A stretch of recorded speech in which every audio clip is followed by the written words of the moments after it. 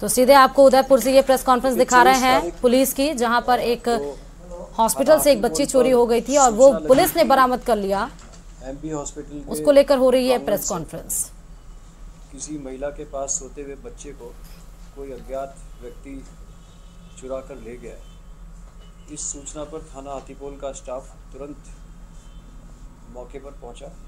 मौके पर जानकारी लगी कि एमपी से आए एक नव दंपति के पास सो रही एक 11 महीने की बच्ची अन्यांशी को कोई अज्ञात व्यक्ति चुरा कर ले गया।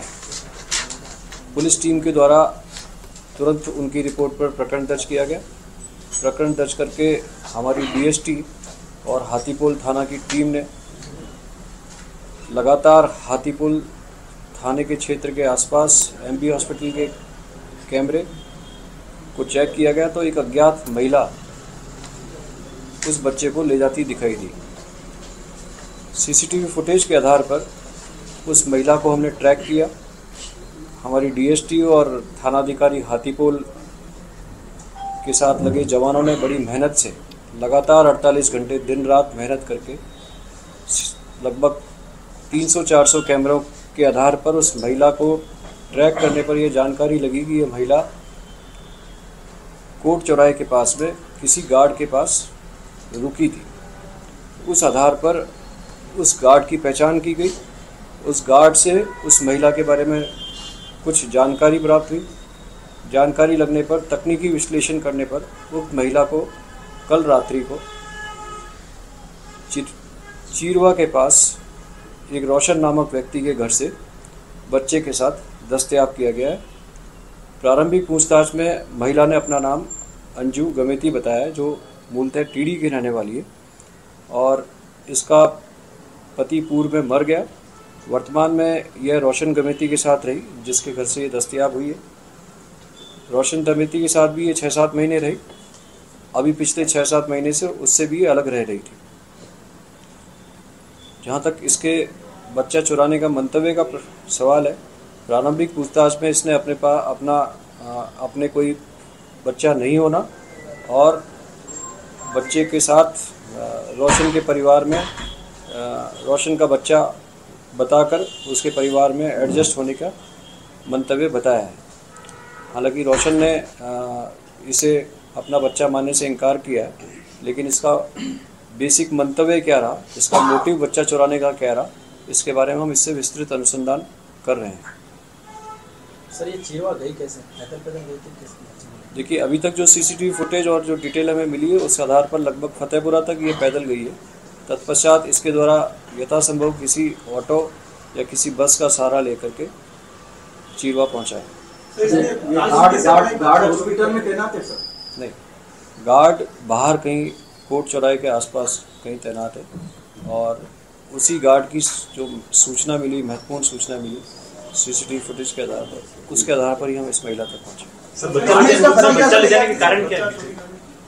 वही मैं आपको बता रहा हूँ कि अभी प्रारंभिक पूछताछ में चूँकि हमने लेट नाइट ही इसको दस्तयाब किया है, तो इसका वास्तविक उद्देश्य क्या था बच्चे को ले जाने का।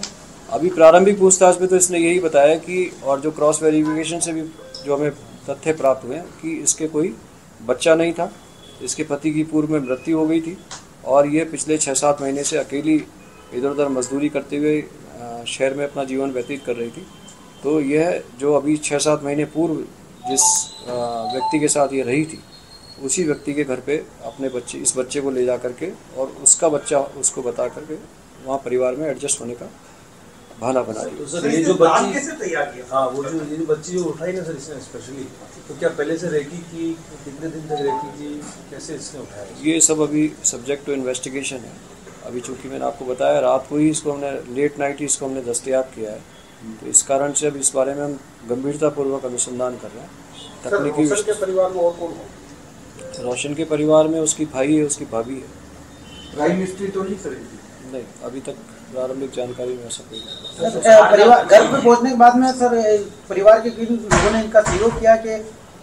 हाँ, वो भी एक सब्जेक्ट टू इन्वेस्टिगेशन है कि उनका क्या रोल रहा और उन्होंने इस बच्ची को अपने पास होने के बावजूद पुलिस को इसकी सूचना क्यों नहीं दी। इस संदर्भ में उनकी भूमिका की जांच करेंगे और जो भी कानूनी कार्रवाई होगी वो करेंगे। सर गार्ड का कोई इन्वॉल्वमेंट है क्या इसके अंदर? प्रारंभिक रूप से उस गार्ड की कोई भूमिका इसमें नहीं पाई। तो कैसे संपर्क बना इसका गार्ड से ये चूंकि हॉस्पिटल के आसपास और इधर ही आसपास मजदूरी करती थी, जीवन यापन का कोई एक साधन नहीं था, तो जो जानकारी प्राप्त हुई है कि हॉस्पिटल में कोई भी खाना वितरित कर देता था तो शाम को खाना मिल जाता था, तो ज़्यादातर अपना ठिकाना इसका हॉस्पिटल के आसपास रहता था। सर, संबंधित महिला के बच्चे न होने की वजह से क्या परिवार के अन्य लोग उसको प्रताड़ित कर रहे थे? ऐसी कोई जानकारी नहीं। अभी परिजनों से पूछताछ इस संदर्भ में जानकारी करनी है। माता पिता के पास तो ये रहती ही नहीं।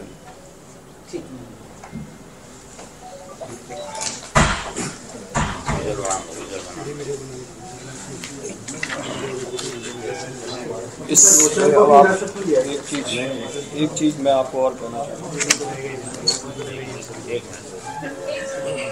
पहला तो ये एक बहुत गंभीर घटना थी।